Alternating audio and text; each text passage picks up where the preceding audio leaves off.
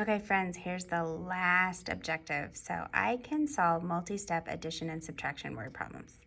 Pretty simple, pretty straightforward. It's the multi-step part that kind of confuses us. So I'm going to remind you to use your cubes strategy. And that's where we circle key numbers, underline the question, box the keywords, eliminate and evaluate what steps do I take, and then solve and check.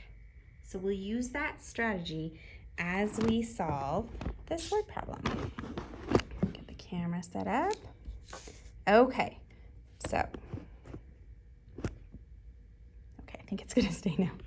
So it says, Mr. Sam needs to order new chairs for 4th grade. He plans to order 85 chairs.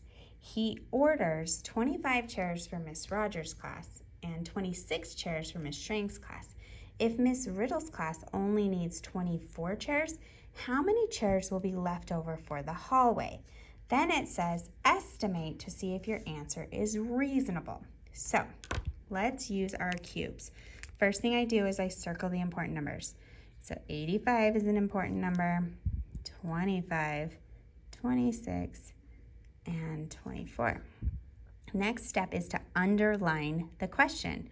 The question is, how many chairs will be left over for the hallway? Okay, so now I'm going to box the keywords for the operation. Well, leftover, that's kind of important. That's kind of telling me that I'm probably going to subtract at some point, but I have all these and I have, so and usually means plus. So it sounds like I'm going to have to add and subtract. I have a couple of ands here. And then how many are in Miss Riddle's class needs? So we've got some and, which is adding, and leftover, probably subtracting. So I've got a good idea of what my multi-steps are be. But now I need to eliminate and evaluate what steps I need to take, and I've got to find the label. The label is usually in the question. How many chairs? Oh, there's my label. Okay, so I need that word, chairs. Okay, so now I need to solve it. I'm going to use a tape diagram because I think that will help me picture this. So here's a tape diagram. It's just our long rectangle. And I know the total number of chairs Mr. Sam needs to order is 85. Okay, he plans to order 85. And then I've got chairs for Miss Rogers, chairs for Miss Schrank's class, chairs for Miss Riddle's class, and then it looks like I'm going to have some in the hallway. So that means I need 4 sections. So I've got 25 going to Miss Rogers' class, 26 going to Miss Schrank's class, and then Miss Riddle's class only needs 24, and how many will be left over in the hallway? And that's what I need to figure out. Okay, so if I have a known total of 85 and I have known parts, 25, 26, and 24, if I get the sum of the known parts, if I add up the known parts and I subtract it from the known total, that will give me what's left over. So my plan is to add these up and subtract it from here to find out how many go in there. So let's do that. 25 plus 26, 6 plus 5 is 11, carry the 1, 2 plus 2 is 4, plus 1 is 5. So I end up with 51 right there. That's those two. Then I've got to take this total and add 24. So 51 plus 24, 1 plus 4, 5 plus 2 is 7. So I am saying that right here, we need 75 chairs. Okay, this is all in chairs. So that's my label. So now to find this, I need to subtract that 75 from my total.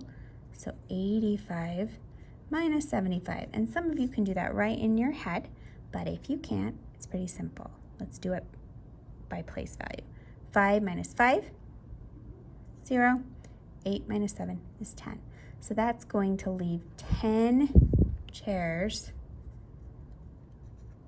left over for the hallway. Okay, or 10 chairs left over. So we estimate to see if your answer is reasonable. Whenever you see that word, reasonable, that's a math cue or clue that you need to estimate and then check your answer. If they wanted you to check your answer for accuracy, you would use inverse operation, but checking for reasonableness is just using estimation or rounding to check your answer. So let's see, if 85, if I round that to the nearest 10, 85 rounded to the nearest 10, peek next door, it's 5 or more, it goes up, becomes 90.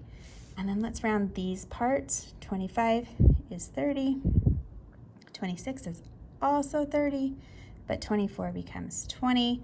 So here we go. So if I add those up, so 30 plus 30 is 60, because 0, 3 plus 3 is 6, and then I add 20,